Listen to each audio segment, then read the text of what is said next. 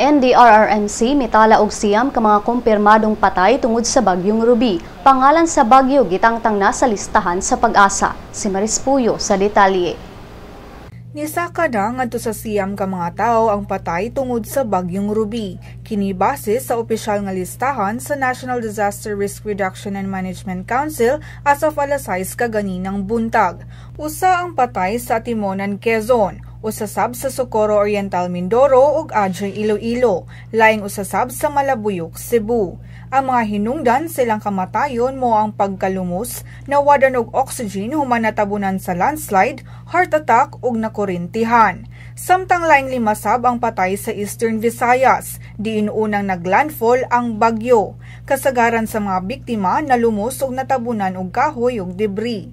Samtang ang Pag-asa ni anunsyo nga gitangtang nasab ang pangalang Ruby sa listahan sa mga bagyo nunot sa kadaot og dul-an na sa 2 billion pesos nga danyos ang gibili niini sa Pilipinas. Base sa protocol sa Pag-asa, tangtangon lang ang pangalan sa bagyo kung nalapas na sa 1 billion pesos ang damage niini ug moabot sa 300 ang death toll. Sunstar Pilipinas, Maris Puyo.